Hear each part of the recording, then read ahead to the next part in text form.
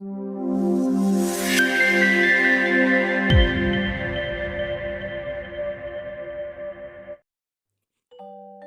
साल पहले की बात है। एक जंगल के एक घने पेड़ पर दो बच्चों को लेकर एक तोता दंपत्ति रहते थे।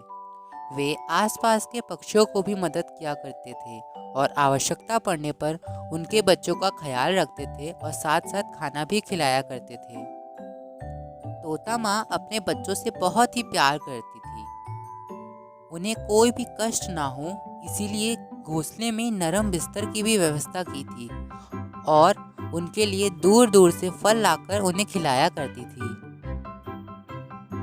मेरे प्यारे बच्चे, मेरे राज दुलारे हैं, मेरी आंखों के तारे हैं।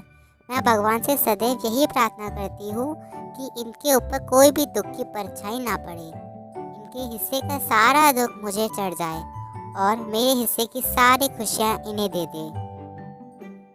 भाग्यवान, तुम बच्चों से इतना प्यार करती हो, इनके लिए दूर दूर से खाना लाती हो, इन्हें खिलाती हो और हर परेशानी और हर खतरे में इनको बचाती हो।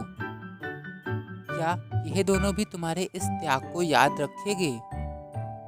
देखिए जी, हमने इन्हें जन्म दिया है। अच्छी तरह से पालन पोषण करना हमारा धर्म है।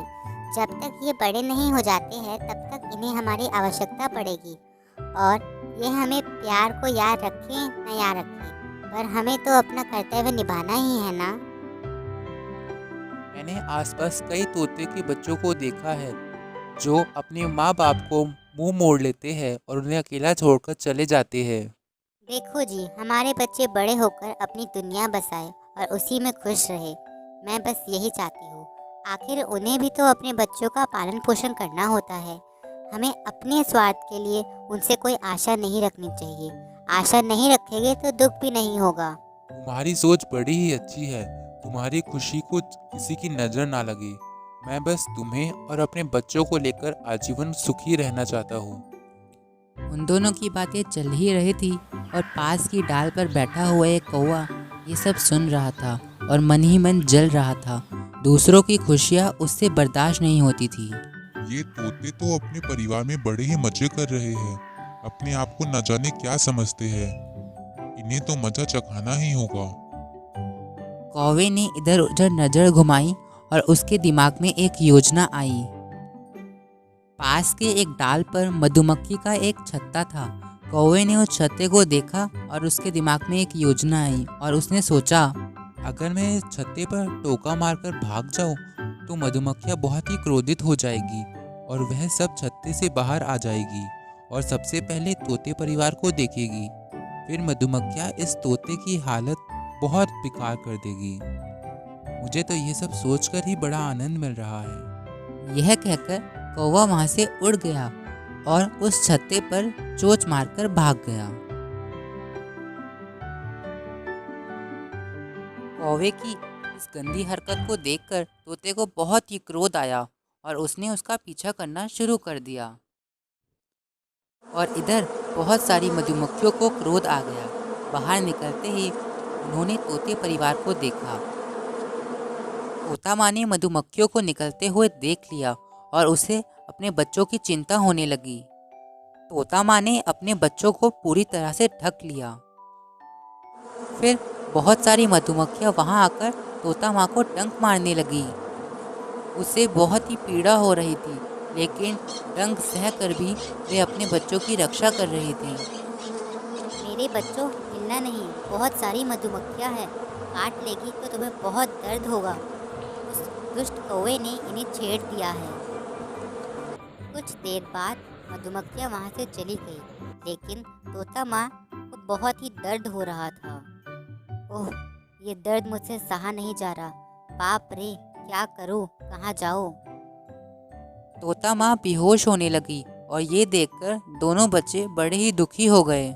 माँ, आंखें खोलो ना, तुम्हें बहुत पीड़ा हो रही है। हमें बचाने के लिए सारा दुख खुद सहती रही। उस गंदे कौवे की सजा तुम्हें क्यों मिले? माँ, कुछ बोलो ना। भाई, माँ कुछ कह क्यों नहीं रही है?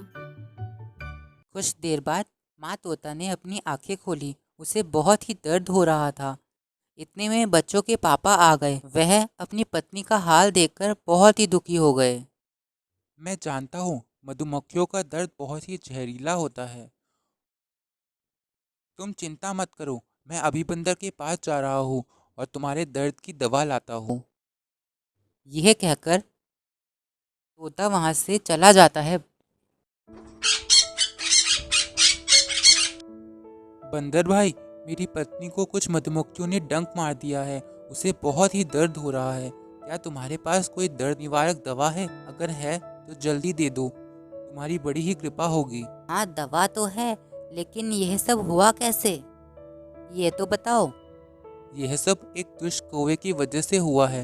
वह कौवा हर रोज किसी न किसी को परेशान करता है। आज वह मधुमक्खियों के छत्ते पर धक्का देकर भाग गया। तभी मधुमक्खियां छत्ते से बाहर आई। उन्होंने सबसे पहले मेरी पत्नी को देखा और उनको डंक मार लिया। ठीक है, ये लो दवा और जल्दी अपनी पत्नी के पास जाओ। कुछ देर बाद तोता दवा लेकर आ गया और उसने अपनी पत्नी को दवा खिला दी। थोड़ी देर के बाद माँ तोता को आराम हुआ। इसके 2 दिन के बाद एक दिन कौवा एक पेड़ के नीचे बैठा हुआ था। उसके दिमाग में फिर कुछ योजना बन रही थी। इतने में तेज हवा चली और मधुमक्खी के छत्ते पर एक लकड़ी का टुकड़ा गिर गया। मधुमक्खियाँ भड़क गई। उन्हें पेड़ के नीचे कौवा दिखाई पड़ा और सारे के सारे उस पर टूट पड़े। उन सब ने मिलकर कौवे को इतना काटा कि वह दर्द से पागल हो गया। अरे बाप रे, मर गया। शरीर का कोई भी भाग नहीं बचा जहां मधुमक्खियों ने नहीं काटा हो। आज तो मैंने कुछ नहीं किया, तो ऊपर वाला ये सजा क्यों दिया?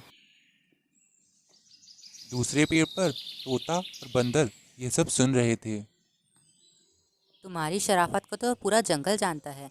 2 दिन पहले की शरारत को भूल गए। आज तुम्हें तुम्हारी ही कर्म का फल मिला है। तोते का दर्द का इलाज तो मैंने कर दिया, लेकिन तुम्हारे लिए मेरे पास दवा नहीं है। अब तुम्हें सही सजा मिली है। बंदर भाई, मुझे माफ़ कर दो और साथ ही दवाई भी दे दो। ज़िंदगी में आज के बाद ऐसा काम नहीं करूँगा। बहुत ही दर्द हो रहा है।